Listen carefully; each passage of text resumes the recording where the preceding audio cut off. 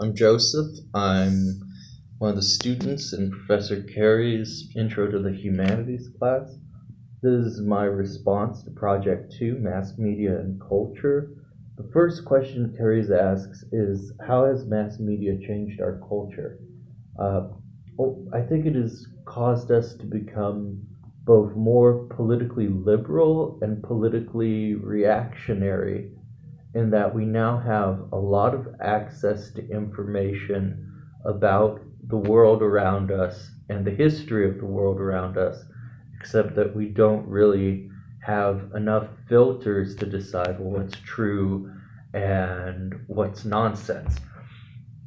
Is that a serious issue that needs to be dealt with? Yes, because it impacts our personal relationships with the people that we acquaint ourselves with and sometimes even become friends with on social media sites. For example, there is a political group I belong to on Facebook called Society of Freedom and Democracy, and there's a few very intelligent people on there, but it's a lot of reactionary, sort of backwards thinking people. There's even one guy who claims that the Khmer Rouge genocide done by the done in Cambodia in the 1970s, that never happened. There's a lot of people that hate Turks for no reasons. The only reason I'm still in this group, it's entertaining, and that is one of the things that I find both troubling and freeing about the internet, is that you run across people that are clearly nuts. Like, to give examples in the media, a great one would be Alex Jones, the radio host.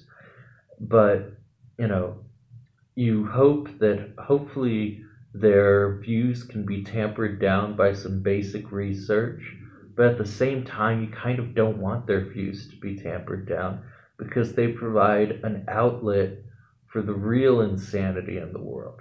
Because a lot of people really do feel not not just during the age of social media, but even before, like we have very little power over our lives. And that is one thing about social media that I find sad.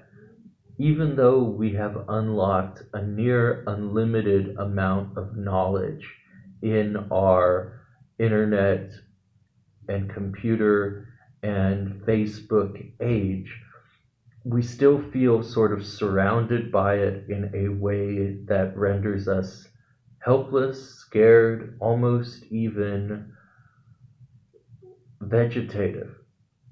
I think the real solution to that problem would be if more people use the internet and if the media outlets themselves encouraged people to use the internet to research these topical issues, whether in politics, history, sociology, uh, any number of fields, if they encourage people to research them in intellectual and curious ways rather than just believing whatever the media outlets say to us, whether that's ABC, CBS, NBC News, or a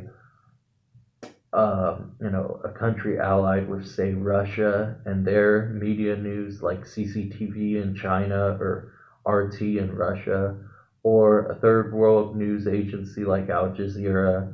You just, you just have to look at every single side of an issue. And I think that sort of critical thinking is very lacking in today's society. And that's sad, but I feel like in the next 30 years, if more people keep going to college, if more people keep getting access to devices, eventually we will be able to turn the tide of quote unquote fake news and we'll be able to move into an era of true knowledge where we can use empirical arguments, empirical research to make ourselves smarter rather than just believing whatever media outlet seems to interest us at the current moment.